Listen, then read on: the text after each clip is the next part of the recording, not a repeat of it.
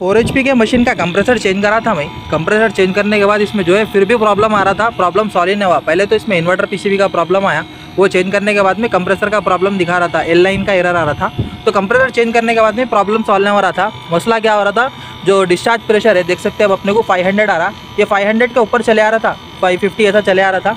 और जो सेक्शन का प्रेशर है वो नीचे आ जा रहा था, जो है 55 60 ऐसी चाह रहा था समझो। कंप्रेसर चेंज करने के बाद में भी कूलिंग नहीं आ रही थी मशीनों के अंदर, तो इसके अंदर ये प्रॉब्लम आ गया था। नया कंप्रेसर डाले तो भी प्रॉब्लम आ रहा था। तो उसको मैं कैसा सॉल्व करा क्या है, वीडियो को जो है डिटेल में देखो आखिर तक।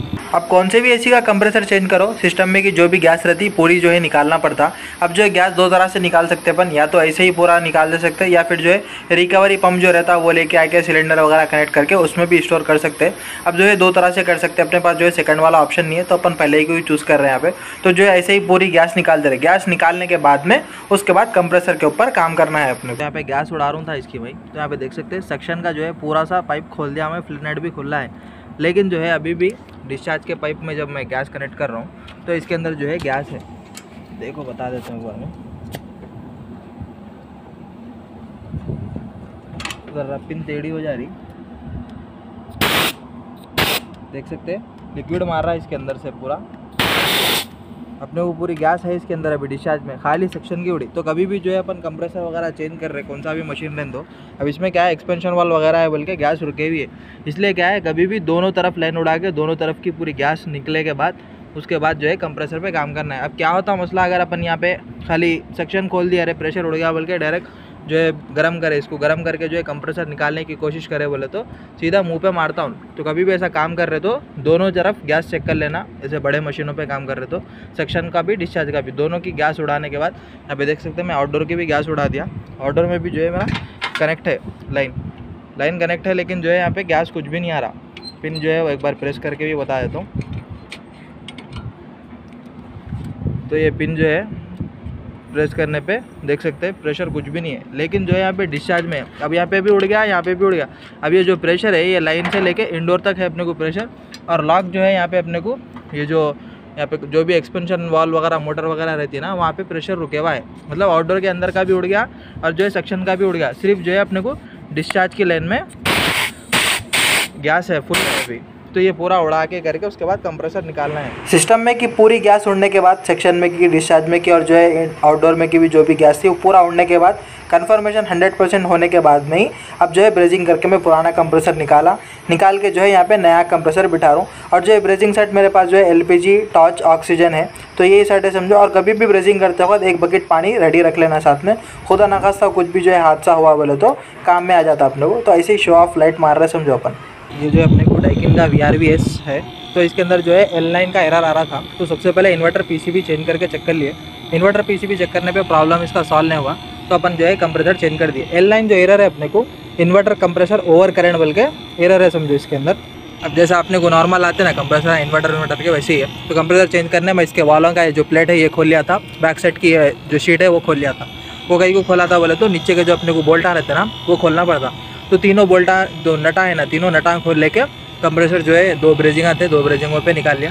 और ब्रेजिंग करते वक्त जो है ये जो देखो HPLP के सेंसर आए ना, ये सेंसरों को कपड़े से कवर कर लेना। ये HPLP का स्विच है, थर्मोस्टेट सेंसर जो भी है, इन लोगों को जो है कवर कर लेना, कच्चे कपड़े से कवर कर लेके फिर यहाँ पे टाका मारने वक्त टाका मारना। नहीं बोले तो जो है इसको हीट करे वक्त इल्ला हीट हो गए ये ख़राब हो जाते हैं, इसके जो वाला सेंसर आया ना। तो बहरहाल ऐसा था समझो। अपन सीधा गर्म करे, कंप्रेसर निकाल लिए, नया कंप्रेसर डाल दिए। नया कंप्रेसर डालने के बाद में वैक्यूम वगैरह हो गया, लीक टेस्टिंग करने के बाद जब मैं ऑन कर रहा था, ऑन करते वक्त बहुत बड़ी गिच्ची हो गई, फुल सताया समझो कंप्रेसर तो ऑन हो रहा था अपने को, लेकिन जो है डिस्चार्ज का प्रेशर बढ़ जा रहा था। 500 ऐसा आ रहा था, देख सकते हैं अभी भी 480 आ रहा, जो कि अपने को हाई प्रेशर है। और यहाँ पे जो है रिटर्न इसका 135 140 आ रहा, जो कि नॉर्मली अपने को कूलिंग वगैरह भी जो है ज़बरदस्त आ रही है इसके अंदर। अब जो है वो टाइम पे जब मैं टेस्ट पोर्ट पे डाला था इसका, जब जो है कंप्रेसर ऑन नहीं हो रहा था, एम्स भी जो है 3 एम्स ऐसा ले रहा था, तो कंप्रेसर सता रहा था समझो। तो मैं सोचा कि कंप्रेसर का कुछ तो भी प्रॉब्लम है क्या फिर नया डालने के बाद, लेकिन मसला निकला इसके कम्युनिकेशन वायर का। तो यहाँ पे देख सकते हैं कम्युनिकेशन वायर में कनेक्ट करा है यहाँ पे। तो ये जो वायर है अपने को बाजू के आउटडोर का है, सेम आउटडोर है बाजू। तो इसका वायर जो है मैं लेके आके देख सकते हैं यहाँ पे, ये वायर इसका था, यहाँ से लेके आके जॉइंट मार के इसको कनेक्ट करा। और जो इसका वायर है वो डिस्कनेक्ट कर दिया, जो कि यहाँ पे पड़े हुआ है अपने को। ये केबल जो है इसका है। तो मसला वही हुआ था कमीशनिंग के टाइम पे, दोनों आउटडोर एक साथ कमीशनिंग करे भाई लोग अपने, कमीशनिंग करके इसका वायर इसको कनेक्ट कर दिया। तो मसला क्या है बोले तो इसके अंदर 4 इंडोरा कनेक्ट है, ये मशीन में 2, वो मशीन में 2, मतलब स्टैंड पे अगर किसी एक में ख़राबी आ गई तो दूसरा चलना बोले सर का लगे हुआ है। तो मसला क्या हुआ था, जो 2 इंडोरा ये आउटडोर में कनेक्ट होने वाले थे उन दोनों को इसमें कनेक्ट कर दिए, इसके इंडोरों को इसमें कनेक्ट कर दिए। तो हो रहा क्या था, जो एक्सपेंशन वाल था इंडोरों का ओपन नहीं हो रहा था, आउटडोर ऑन करने पे रिटर्न कुछ भी नहीं बता रहा था। अब इसके अंदर भी सेम कंप्रेसर का प्रॉब्लम आ गया से अपने को, जिसकी वजह से ये प्रॉब्लम आ रहा था। जब दोनों मशीनें रनिंग थे वक्त उन्हें इसको चला लिया, इन्हें उसको चला लिया, दोनों एक दूसरे के इंडोरों को चला लिए, गैस चार्जिंग वगैरह हो गई, तो जब तो प्रॉब्लम नहीं आया था। लेकिन अब अपन एक चला रहे ना, जब मशीन एक आउटडोर बंद है तो जब जो है अपने को प्रॉब्लम आया, तो पूरा कम्युनिकेशन वायर वही चेक करना पड़ा मेरे को। कम्युनिकेशन वायर चेक करने के बाद में जो है फिर प्रॉब्लम सॉल्व हुआ इसका। तो बाजू के जो इंडोरा थे इसमें कनेक्ट थे, इसके एक्चुअली तो इसमें ही कनेक्ट है समझो, इसके इंडोरा, लेकिन कनेक्ट करने वाले उसमें कर दिए थे, तो इसकी वजह से जो है प्रॉब्लम आ रहा था, रिटर्न नहीं आ रहा था। यहाँ पे डिस्चार्ज का जो प्रेशर था 500 के ऊपर चले आ रहा था, सेक्शन जो है नीचे आ जा रहा था, 50, 35, 40 ऐसा आ रहा था समझो।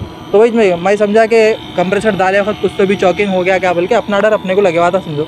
लेकिन जो है बहरहाल प्रॉब्लम तो सॉल्व हो गया। प्रॉब्लम था इसके इंडोरों में रिटर्न का जो है नहीं आ रहा था, एक्सपेंशन वाल नहीं खुले हुआ था।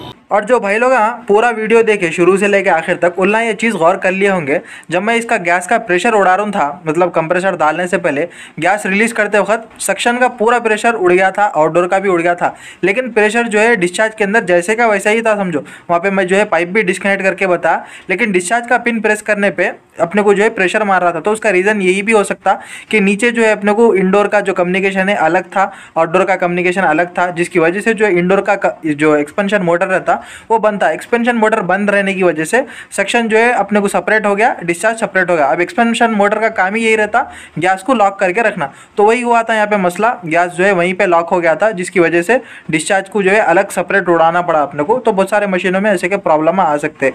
तो बहरहाल एक अब कंप्रेसर जाने का रीज़न या इन्वर्टर पीसीबी का रीज़न ये भी हो सकता है कि कम्युनिकेशन इधर का उधर हो गया, लोड नहीं संभाला। और जो दूसरा रीज़न इसमें ये भी है कि पाइपिंग जो है बहुत ज़्यादा लॉन्ग है, तो वो भी रीज़न हो सकता है समझो, अपन पक्का कंफर्म नहीं बोल सकते। अब बहुत सारे भाई लोगों के जहन में ये सवाल भी आ रहा होगा, भाई कम्युनिकेशन का एरर क्यों नहीं आया यहाँ पे, जब जो है कम्युनिकेशन वायर चेंज हो गया, अलग इंडोर जो है अलग आउटडोर में कनेक्ट हो गए, तो कम्युनिकेशन एरर क्यों नहीं आया यहाँ पे बोल के सवाल आ सकता। तो देखो भाई मसला क्या है, यहाँ पे दोनों आउटडोर जो है सेम है, 4 HP के ही है, और जो इसके अंदर इंडोर्स कनेक्ट है ना उनला भी जो है सेम कैपेसिटी के, दो जो इंडोर है नीचे सेम है समझो। अब उसकी वजह से क्या हुआ, अपने को दोनों इंडोर की पीसीबी से दोनों आउटडोरों के पीसीबीओं को कम्युनिकेशन का जो है सिग्नल चलेगा। अपने को आउटडोर ऑन है, इंडोर ऑन है, पावर सप्लाई सब ओके है, और जो है तो पीसीबी ओके रहे तो सीधा कम्युनिकेशन हो जाता है एक आउटडोर से दूसरे इंडोर को। तो मसला क्या है, वहाँ पे एरर कुछ भी नहीं आता। वो अलग बात है कि अगर किसी वजह से इंडोर बंद हुआ बोले तो फिर दूसरा गैस सर्कुलेशन का या फिर HPLP का कुछ भी ऐसा एरर आ सकता, लेकिन जो है कम्युनिकेशन का एरर तो नहीं आता, क्योंकि अपने को दोनों आउटडोर ओके है, पीसीबी ओके है, दोनों इंडोर के पीसीबी ओके है बोले तो बस दोनों के दरमियान में कम्युनिकेशन हो जाता अपने को। इस वजह से जो है कुछ भी कम्युनिकेशन का एरर नहीं आ रहा था, इतने दिन से चल रहे थे। आई होप के वीडियो पसंद आया होगा। कंप्रेसर इसका रिप्लेस करें अपन, नॉर्मली बहुत सारे 2-3 कंप्रेसरों पे ऑलरेडी वीडियो बना के रखा है कैसा करना है क्या है। 2 ब्रेजिंग ही मारना रहता समझो, इसमें तो कुछ भी फिल्टर वगैरह के आप चेंज करने की जरूरत नहीं रहती खास, क्योंकि ये VRV है, VRV में अलग रहता। नॉन VRV का चेंज कर रहे बोले तो उसमें फिल्टर वगैरह के आप भी चेंज करना पड़ता। तो वीडियो पसंद आया तो लाइक करो, चैनल पे नए तो सब्सक्राइब करो।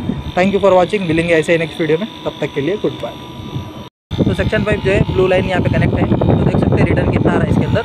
जो है अपने को R410 का रिटर्न है ये 100, और यहाँ पे 150 है, तो ये जो अपने को 5 को होते हैं 105, 110, 115, 120, 125, 130 आ रहा, 130 रिटर्न आ रहा सेक्शन प्रेशर का अपने को 410 का। और जो है डिस्चार्ज अपने को यहाँ पे देख सकते हैं रेड लाइन कनेक्ट है 800 के गेज में, तो यहाँ पे जो है अपने को 400, 500, 600 है, मतलब 100 का है। तो 100 में क्या रहता है, ऊपर के जो पिना रहते हैं वो 10 के रहते हैं, मतलब 410, 420, 430, 440, 450, तो 450 जो है अपने को डिस्चार्ज प्रेशर है इसका।